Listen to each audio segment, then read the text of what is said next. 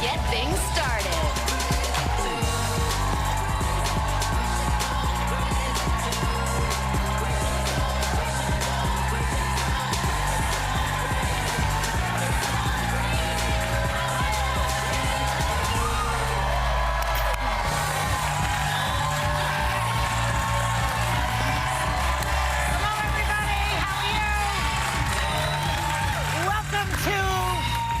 The View.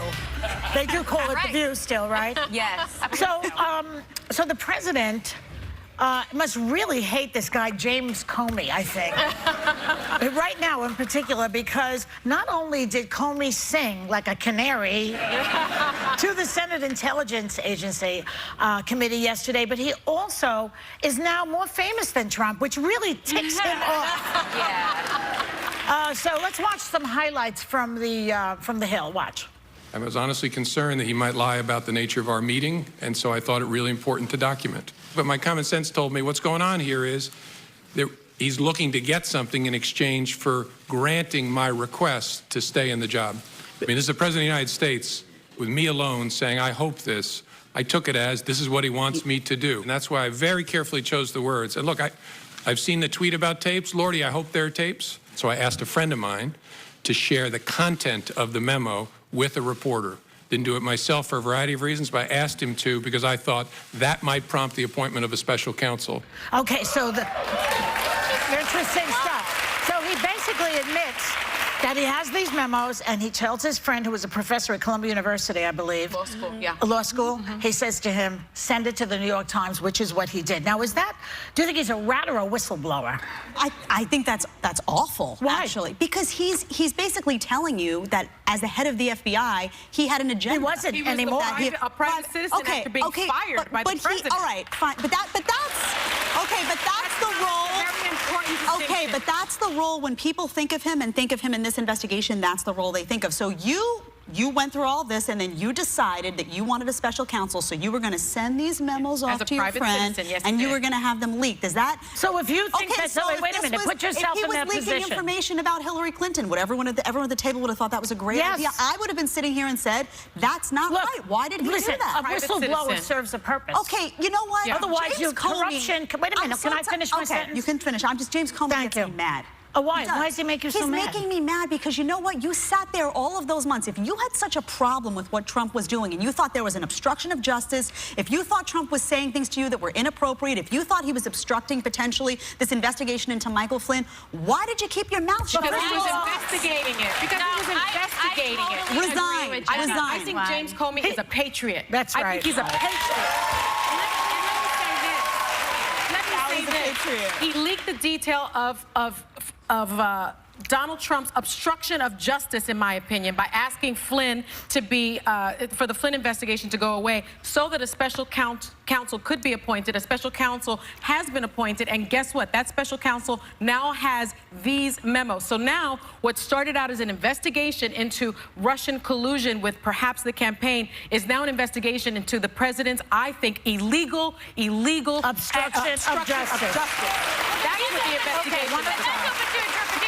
If you want to say that he's a patriot, he's also a patriot that many Democrats wanted to fire. In fact, President Obama's advisor Valerie Jarrett reportedly urged Obama to fire him. Senator Feinstein, who today specifically said, why not say something to POTUS that this is wrong? And he said, if I were stronger, I would have. She said that his letter to Congress back in October was appalling. And I think that so if you know that the president is a crook, right, and you are able to leak that to the press, you don't want to tell that? No, I'm saying, why doesn't he report it? He was already fired when he did it. But what is he? Okay, he was investigating. But you guys already, if he's supposed to be an independent bureau, and he's saying that it's compromised because he's being asked certain things that are uncomfortable. I also am not shocked he didn't speak up in the moment. When he was caught so off guard saying he never had to take a memo with President Obama or President Bush, this is a new scenario. We all find ourselves with our jaws on the floor. Whether we all would think in the right moment exactly what to say, I don't think he'd ever thought he'd be in a situation like that. So I'm not surprised he didn't say the right thing in the moment. I'm also not surprised that the 2 points can exist. Democrats can say what he did with Hillary Clinton did affect the election and it's not right. And we can still say that why he's being fired right now is also not right. Right. So they can both exist. I have a real problem with him. I think he's been Is there it for a hard long for Republicans to hold two thoughts at once? Yeah, I do it all the time. I hold many. They're all here. Look. They're I thought you weren't a Republican. I'm not a Republican, but I'm Oh. a conservative, and it doesn't, whether he's whether it regards Hillary Clinton or Donald Trump, I can look at James Comey and say, this doesn't make sense to me that you held your position for a very long time and repeatedly had interactions and didn't step out. But let me just say, the big issue here, though, there's nothing here that implies, people need to know, there's no implication of collusion with Russia. There's no implication that Donald Trump tried to shut this investigation down. Oh, of course there is. Where is it? Oh, here we go again. Show Let's me. not do this conversation right now because there's something else that interested me. The fact that Paul Ryan he wants everyone to cut Trump some slack, and listen to why. Because he says he doesn't know anything. He's like a novice. He's a novice, he says. Why should he know everything? That's what Paul Ryan is saying. Now, here, in other words, what he's saying is put your faith in this man, even though he doesn't know anything. I think what he's saying is accurate in one sense, that Donald Trump, there's an issue here that he doesn't know how to properly do this politics stuff. There is. Completely different from government. Yeah, I think there is. Different. Yeah. No, and I mean, just to tell you what Paul Ryan said specifically, he says he's new to government. He probably wasn't steeped in the long-running protocols that establish the relationships between DOJ, the FBI, and White Houses. And I will say, if you put yourself in maybe the president's shoes, or just think about in your past, like when you start a new job, like I had issues when I first started at ABC. I didn't know the proper protocols, and I got myself into a lot of trouble. You know what? I get that, but sometimes you don't necessarily know the pecking order. The government not is to completely step on the different than First thing Constitution. I would do when I join a new place, and it's the That's first true. thing I do in every situation, is I surround myself by the smartest people in the place. Yeah. So as a president going in, one thing I said is I don't mind if someone's not a politician if they go in there, but they better name the experts in every field, and we have not He has seen nothing. That. We have By the not way, seen that. when you say I know more than the generals, that's what Trump That's said. what he said. Which is it? Or do you know more than the generals, or are you a moron? But you don't think... Which is it? Depends on the Bottom line situation. is, as the President of the United States, you should know how not to step on the very Constitution that your presidency depends on, and you should also... Yes, he is. And you should also certainly, he knew enough to ask the Attorney General, he knew enough to ask everybody to leave the room so that he could try to persuade the FBI director to stop an investigation. All right, he knew we're that done. much. We're taking a break. We'll be right back with more of this.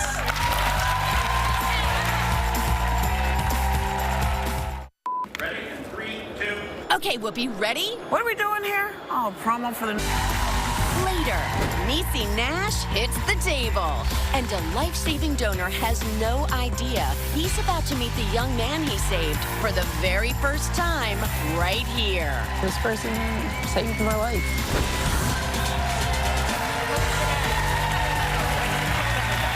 Welcome back. So the other night on the James Corden show, Kit Harington had a real cringe-worthy moment with Nicole Kidman, and I know just how he feels. Watch. You've now moved in with your girlfriend.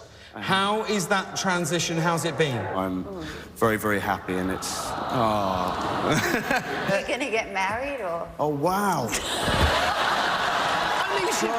No, I just think it's kind of nice if you're gonna live together, maybe to at least get engaged. I'm working hard for her here. I've been put on the spot by Nicole Kidman.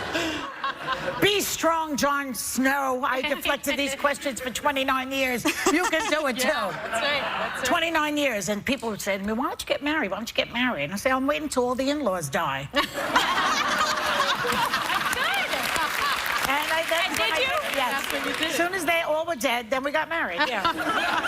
So no one could meddle. Yeah. It's a little pushy, isn't it? Well, I think there are a lot of questions like that. The next thing they ask you right when you get married is babies. Are you going to have babies? And like, what you don't realize is there are so many people that have issues with that. And so I remember as I listened to how many people said that, I thought, oh my gosh, what if I can't have kids? Or what if and people were very quick to jump on you got to start procreating. I'm like, give me time to breathe. I barely put the ring on. Like, you know, but I think everyone projects this life formula of what it should look like, and they expect everyone to fall into that box. Right. I know. And sometimes you don't. She did it kind of innocently, though. Like, you know, oh, are you getting married? I know that I would step in it that way, as you all well, I know. didn't think it was a big misstep, but it's funny. What do you mean you would Probably step won't. in? You should get married already. See, there you go. You see? Do you ask her why Does she's it not all the married? time. Oh, Yes, she does? but she moved told in. Oh, let's talk about the things, Sonny. Your eggs are gonna be powdered. You gotta get married. It's true. You shouldn't have moved Sonny in. You gotta doesn't get have a engaged filter. first. You don't have a filter. I think, I you know, I'm don't gonna have a need that. I filter. told her she's gonna be paying for my therapy by the time this is all done. I don't have. You know something? The truth hurts. Your eggs are going to be powdered if they're not I already. had them checked and they're beautiful. Yeah, but it's time to get married, Judd. Okay, let's try this topic. I want to ask the audience a question, okay? What's the key to a successful relationship? Sir, just answer. Communication. What else? Love. Love. Okay. How about you? Anybody? Communication, love. Trust. Trust. Loyalty. Loyalty, okay. Loyalty. Well, especially if you're marrying a dog. You want to know what the secret is? What is it, According to our newest surveys, boredom. A New York boredom. A New York Magazine article says, "Don't try too hard to spice things up if you're bored, because every relationship has highs and lows." Does this make you feel better or not? Yeah, I think it does. What? Yeah, because we're the that's ones that are home. Like John and I, we want nothing more than just to stay home and watch shows or invite people over. People will call us boring, but I don't think you can conflate or confuse boring with contentment. Like, I'm completely content. Oh, like a cow. It's adorable. Yes, we are cows. We are. Just go ahead and milk me, Joy. Content is good. Boredom is not good. Well, I think it's more like maybe the word is like repetitive. Like there are days where you realize your life, you stop and kind of ask yourself, is this fun? Like, are we supposed to be having fun? Yeah. And I think that routine and longevity, there are days that all of them start to look the same. I think it's with work, it's with, you know, it doesn't mean they're sad. It just, it's not, you know. For me, it's a problem if I'm calling the relationship boring. That's a problem. But if other people are saying that because they're watching me watch TV all the time or sit in my slippers, binge. That's not. I don't care, you know. But I think when you get to a point where the problem is, if you get to that point where you're like, I'm bored, that's when people wander, because then they start being like, I need adventure. Adventure is trouble, and then by they the way. wander. Yeah. That's trouble. Adventure is always trouble. Home at night. That's right. You're right. Well, yeah, but maybe you don't want him to. If he's so boring, why do you want him to come home at night? I like boring. I think that when you I like boring. in the beginning of the relationship, you should not be bored. No, if you start boring, you're going nowhere. That's right. You're going downhill fast. Okay, we'll be right back. Stay there.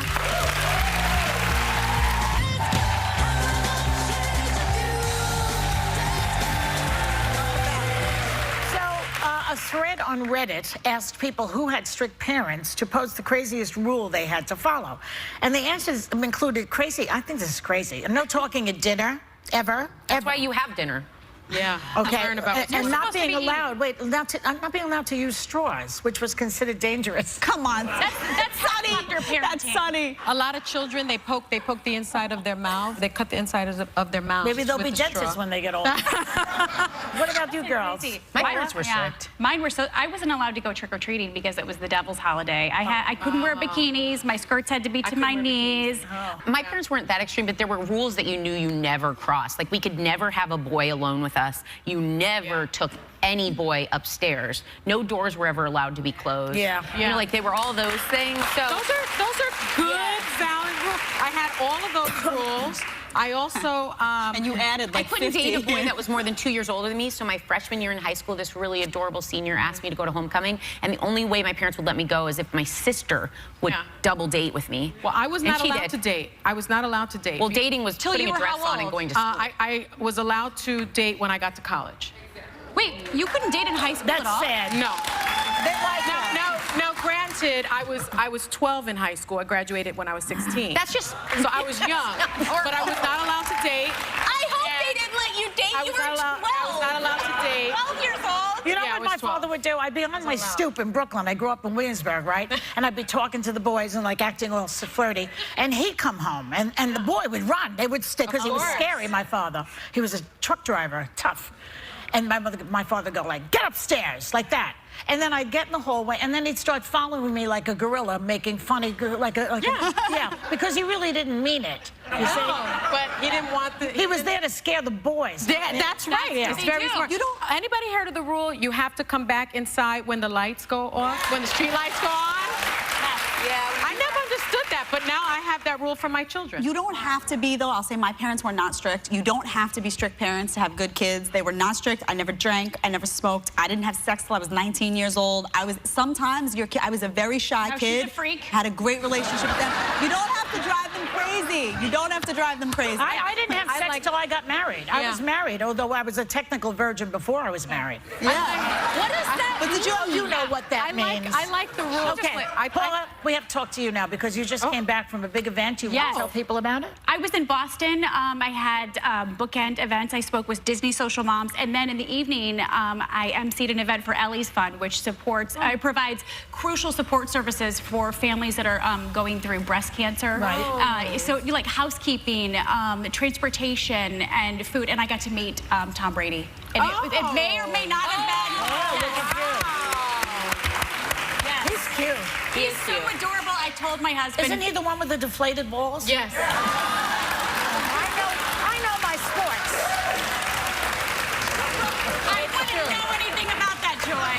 And they say I don't know anything about sports. You see what I mean? Just enough. Okay, we'll be right back. Stay there.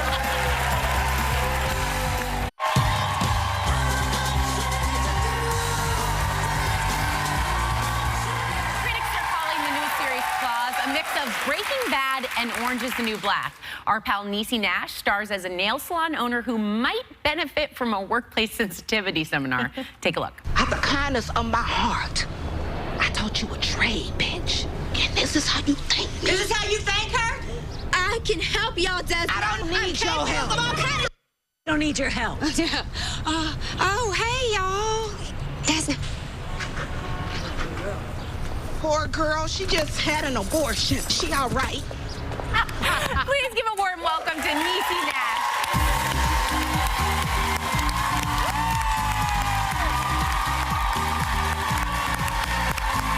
Oh, look at your nails!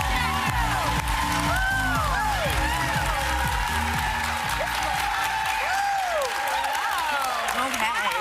Welcome. A lot nicer than that clip. Don't judge me by that clip. Well, please look at these nails. These are amazing. They are gorgeous. That's art. Incredible. Hello. Now, we were just talking, changing subjects completely, a little bit about boredom in the bedroom.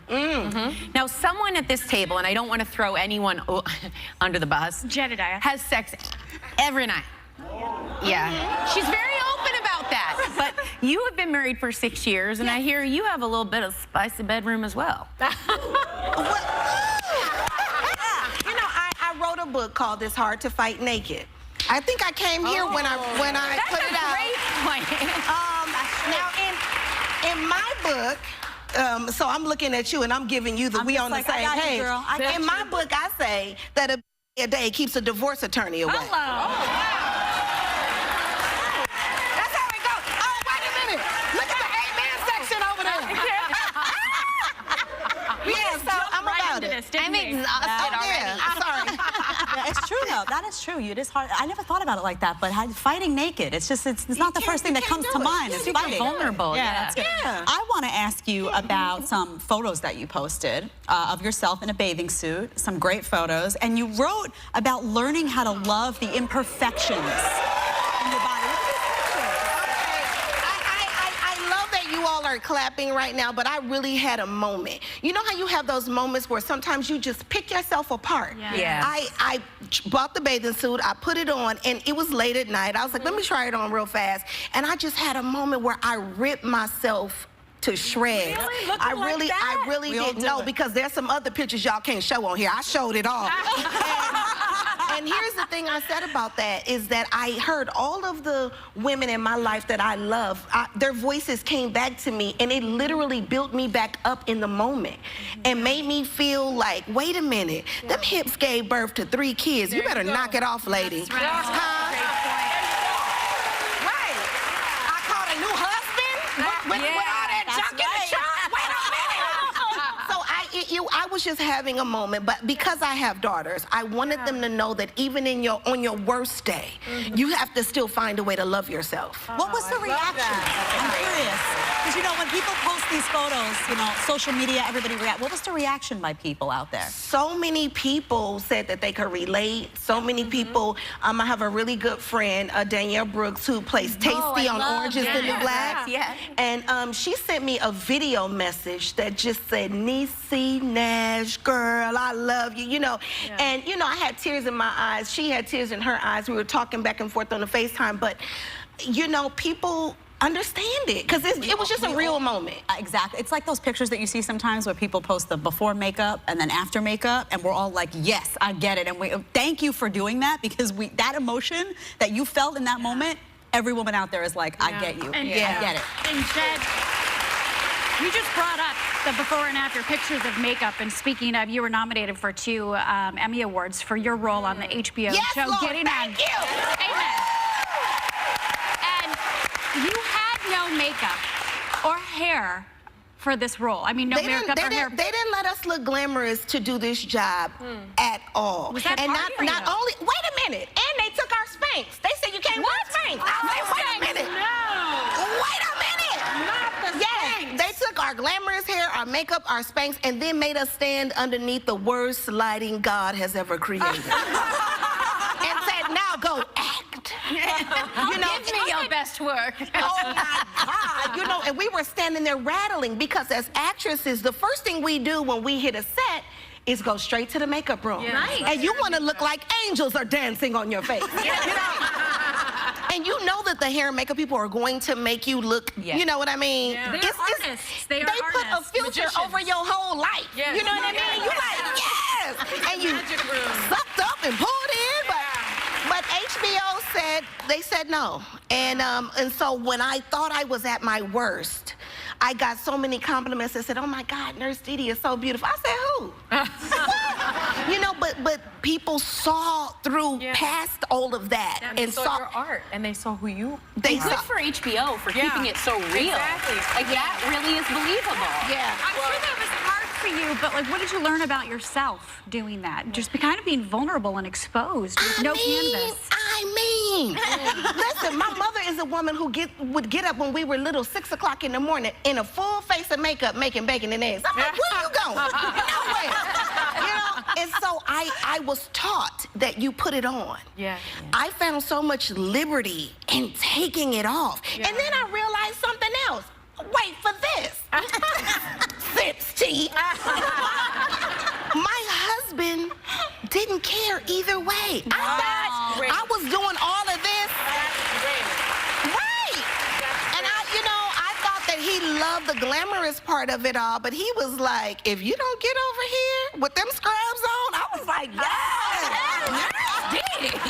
Well, we have got to talk about your new show, Claws, because I saw it. Yes. It is fantastic. People better go and watch this. This is appointment television. So good. Thank you. And it's a drama about a group of women. They work at a nail salon. They get involved with the mob. Of course they do. Of course we do. They get involved with the mob. And you've been acting for 20 years. You got nominated for those 2 Emmys. This is your first lead role carrying that show. You do it so well, but how does that feel? Okay, what you're not gonna do is make me cry. That's what we're not doing. How does that feel? You know what? It actually feels great. I was a little tardy getting here because somebody told me my billboard was up in Times Square. Yeah, I had to run over there to go take a picture of it. But it is amazing because I've been at it a long time. Yes, you have. But God's timing is everything. Right. So it happened exactly the way it was supposed to. And coming home to the man that I come home to now, I'm on my 2nd marriage. Amen. If you need a do-over, you can get it. You can get a do-over. You know, so coming home to him to celebrate this makes it even sweeter. Congratulations. Thank you. Huge congratulations. You got to check out that billboard. Thank you so much. A big thank you to Niecy Nash. Claws premieres this Sunday on TNT, and we'll be right back. We'll be right back. This man... Be honest. How far would you go to save the life of someone you've never met? Well, 8 years ago, Kevin Oldenburg did something completely selfless. He saved a stranger's life by becoming a bone marrow donor. Please welcome Kevin. So, Kevin, 8 years ago, you were at a county fair and somehow registered to become a bone marrow donor. Why would you register at a county fair? Did you get like to be honest, I was walking past a tent, and it was a tent operated by DKMS, and they called me in and said, would you like to be a bone marrow donor? And quite frankly, I'd never even heard of it before, but I said, why not? And they swabbed my cheeks, and then I forgot about it. And for then, 2 years. For 2 years, and then what happened 2 years later? The phone rings, a FedEx package comes, an email comes, all within the matter of about a half an hour, saying that I was matched up to a patient. And wow. Now, did you even remember that you had signed up? I forgot entirely that that I got swabbed until that package came, and they sent all the information to a lab where I got tested and moved through the process, and unfortunately they moved towards another donor, so I thought that was the end of it. Yeah. Wow. You were emotional when you found out that you were a match? A little bit? It's pretty humbling. Yeah, yeah. A lot of people are hesitant to become a donor because they think it's going to be painful. What was the experience like for you? Well, they knocked me out, so the pain wasn't so bad. They end up, I did a bone marrow donation, which is a smaller percentage of the procedures that are done, where they put you out and they actually put a needle in each side of your hip and drill about 15 holes in your hip, taking out approximately a quart of marrow. And I awoke stiffness, no pain, and I was out of the hospital that night. Wow. Okay. You knew nothing about the bone marrow recipient except that he was a 14-year-old boy. That's all I knew. With leukemia. A year after the transplant, you were allowed to contact him. His name was Jeremiah. Tell us about when you contacted him. I'll tell you, the first email back and forth, we've had several emails back and forth, and it's just amazing to put a name and a face with somebody that is now your twin. Because they will bleed my blood the rest of their life. We share DNA at this point. Wow. It's pretty amazing to think. Amazing. It's humbling. It's humbling as well. Now, Jeremiah is getting ready for another surgery, but his parents talked to us about their journey. Take a look. When I was 14 years old, I was really excited to start high school, but I just wasn't feeling good at all. Always sick, missing tons of school. We went to the doctors, so they said, okay, maybe it's mono. And when the results came back, it turned out that it wasn't mono, but it was in fact cancer. When you hear the word that your child has cancer, nothing can prepare you. And as someone who's supposed to protect them, you feel that you can't.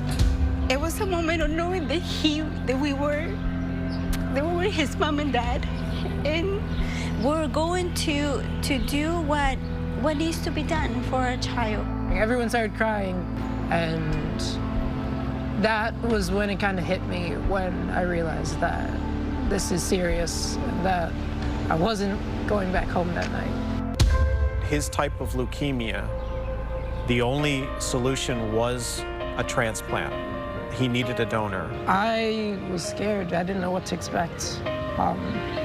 The treatment was very intense. With the first transplant, things went very, very slowly for his recovery. He just never regained much of his strength. The first match wasn't doing it, and so they're like, okay, we need to find another match. I wasn't sure they could find another match or how hard it would be. But when they found the donor, they found a perfect match. In fact, his doctor told us, this is a super donor. So then we got the transplant. I just kept feeling better and better, and that this transplant actually worked.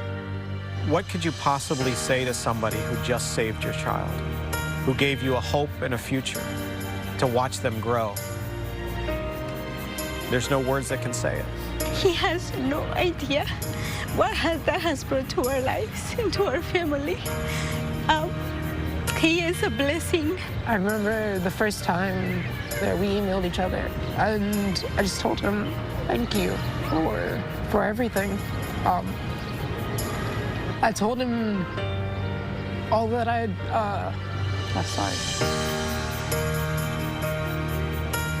all that I dreamed to accomplish and everything I did accomplish thanks to him.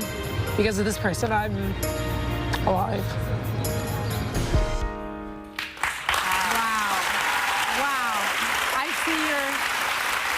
I think we're all going to start crying. Sarah's already crying. Kevin's crying.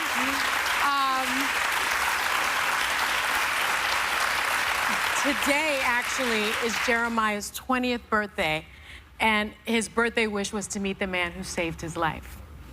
Please welcome Jeremiah.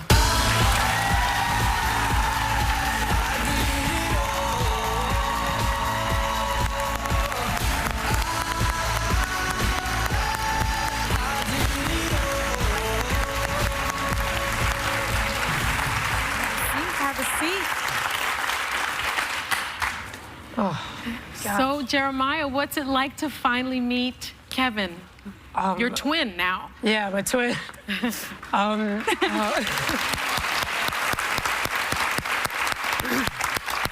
Honestly, there's so little words to describe it. You know, I've thought about this moment for a very long time, and like, really, what can you say to someone who gave you a second chance at life? But thank you.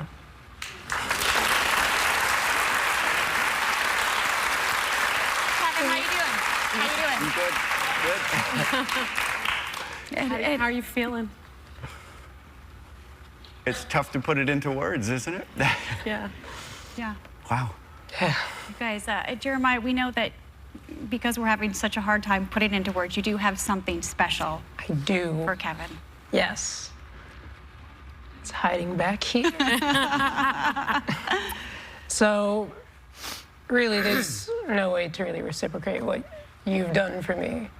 But since you've given me the gift of time, I thought that I'd give you the gift of time as well.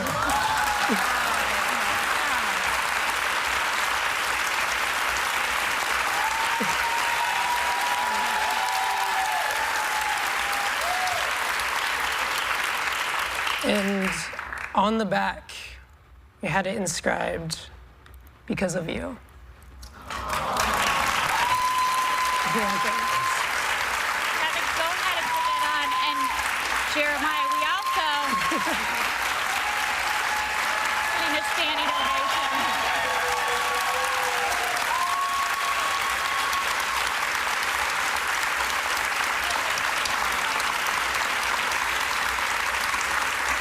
Jeremiah, happy birthday to you as well. Thank you so much. We know you might not be here without him, and it's your 20th birthday, but yes. I know Kevin calls you his twin. You guys share the same DNA. We want you to have the same watch that matches his with the same inscription because of you. Oh my gosh. And one more surprise, you guys, because this month Disney and ABC's Summer of Service campaign began. The campaign's all about inspiring kids and families to make a positive impact by volunteering and serving their communities. So to kick it off, in honor of your story, you guys, we set up a donor station this morning with DKMS so that members of our audience registered to become donors.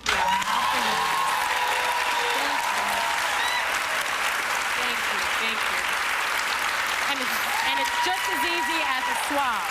It's just as easy as a swab. I'm a donor. Paul is a donor. I hope so many people watching will also do the right thing and donate your bone marrow. Our thanks to Kevin and Jeremiah for sharing their very special story. For more information on how you can become a bone marrow donor, check out our website. We'll be right back.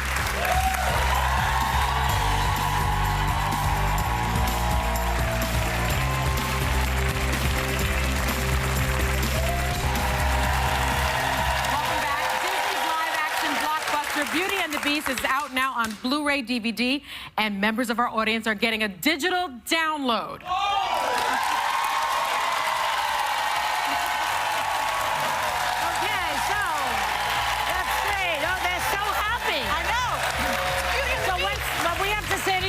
Have a great day, everyone, and take a little time to enjoy the view.